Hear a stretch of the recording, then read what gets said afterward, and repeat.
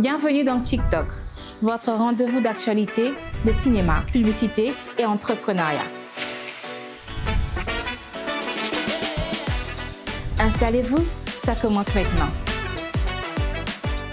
Pourquoi deux personnes peuvent sortir du même film de Christopher Nolan et n'avoir rien vu de pareil? Christopher Nolan, vous connaissez certainement ce nom, mais connaissez-vous réellement sa méthode?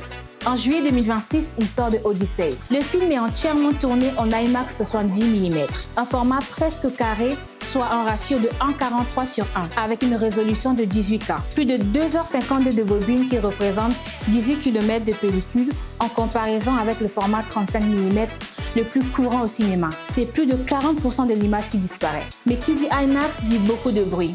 L'équipe a donc créé un caisson spécialement pour lui permettant d'étouffer le bruit. Sauf qu'à peine 41 salles dans le monde peuvent projeter le film dans son format intégral. Et pourtant, les préventes battent déjà les records. 3,4 millions de dollars en 24 heures. Alors que certains parlent d'élitisme cinéphile, d'autres défendent Nolan. Quand vous avez une vision précise, devez-vous vraiment la modifier pour qu'elle convienne à tout le monde?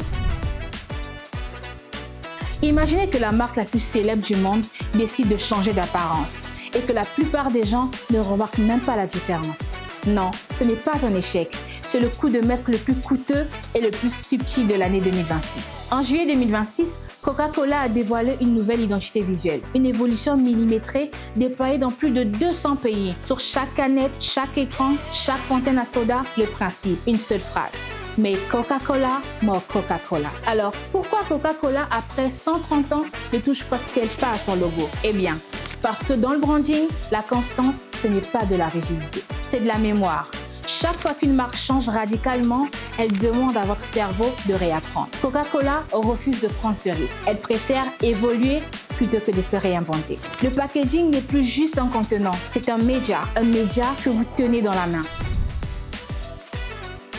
En 6 mois, les startups du continent ont levé 1,44 milliard de dollars, un chiffre supérieur à l'année record précédente. Mais au milieu de ce torrent, une actualité retient notre attention. M-Kopa. Vous connaissez peut-être ce nom. Cette fintech africaine vient de dépasser 10 millions de clients. Elle opère au Kenya, en Ouganda, au Ghana, au Nigeria et en Afrique du Sud. En juillet 2026, sa branche mobilité vient de lever 30 millions de dollars auprès du FMO, la banque de développement néerlandaise, pour financer des motos électriques. Pas n'importe lesquelles, des motos assemblées localement avec des batteries interchangeables. Un conducteur arrive à une station, échange sa batterie vide contre une pleine et repart en quelques minutes seulement. Le calcul est simple. Un taxi moto en Afrique gagne entre 10 et 15 dollars par jour. L'essence lui coûte 40 à 60%. Une moto électrique, moins de 2 dollars par jour, 40% d'économie. Mais M-Kopa ne vend pas juste des motos. Elle vend un système, un modèle. Pay as you go. Vous payez votre moto à la semaine via Mobile Money. Si vous ne payez pas,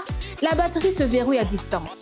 Si vous payez régulièrement, au bout de 12 à 18 mois, la moto est à vous. C'est de l'inclusion financière déguisée en mobilité. C'est la fin de ce numéro de TikTok. N'hésitez pas de nous dire en commentaire ce que vous pensez. Abonnez-vous, activez la cloche et partagez. À très bientôt.